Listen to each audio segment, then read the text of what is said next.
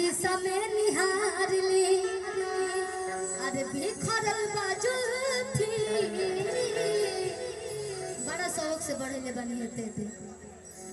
तो खाली बढ़ोला से थोड़े होई तनी एकरा के ख्याल रखी सेवा करी जाके स्टेज करा ली बाल के कि पिया अपन मुहमा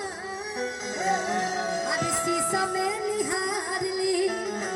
अरे बिखरल बाजू थी कि कहीं से झाड़ ली कि निकल ना पेट दूरे जाए राजा जी कि दढ़िया अंकेश भैया केने मैंने तन हाथ उठाएं तो हाथ वो उठाएं समात हाँ कि दढ़िया अरे पाकी के भइल उजा डाई लगाई राजा जी आप अंकेश भैया मत बोला कीजिए भैया भैया बोले तो कैमरा घुमा देना ठीक ए पिया अपन मुहवा शीशा में निहार ली बिखरल बाजू तो कहीं से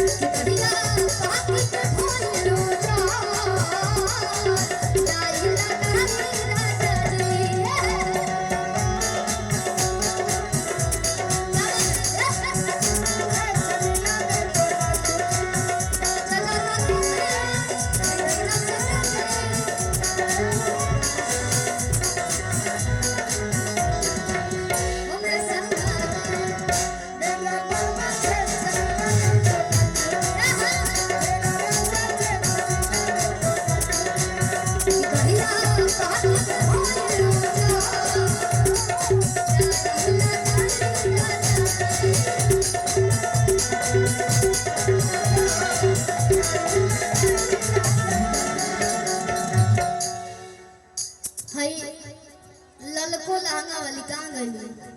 क्या बड़ी कहा था एगो आदमी हो जो मंच पे भी बा सिवाय कंपनी के अंदर वहाँ के भी हमेशा देखा हम दाढ़ी पाकले रहे भैया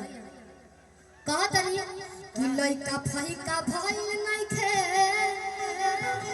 आदे पना नहीं खी पापा भोलू भैया के सेटिंग हो भोलू भैया के ये की इशारा करना अच्छा सोचा था कि हमरो पागल बा तो इहो के पागल बा तो दोनों जाने के कहो कि लइका फइका भइल नहीं खे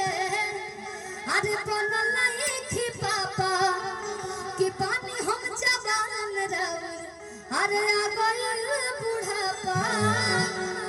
कि पानी हम जवान रह आ गइल बुढ़ापा कि लइका फइका भइल नहीं खे बनल नहीं खी पापा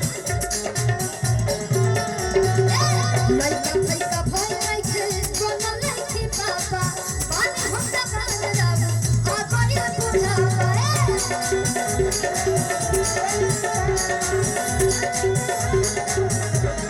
कि जिम करी आदे देही बैठ जाई तू कि जिम कर बैठ पीछे कि जिम करी आदे देही आ फिट रही जिम करी देही आ फिट रही जोड़े हम के कंप्लीट रही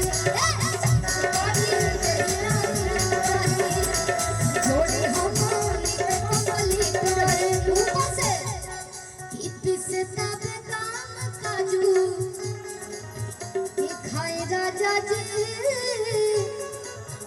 ए पिसता काम काजू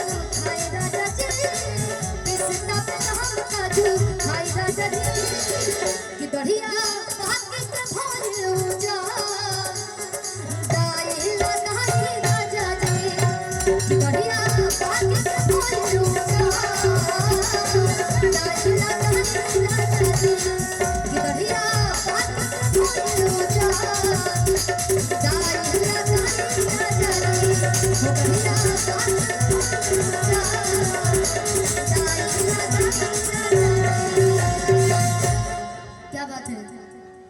फिर से हम आवत रहे सब लोग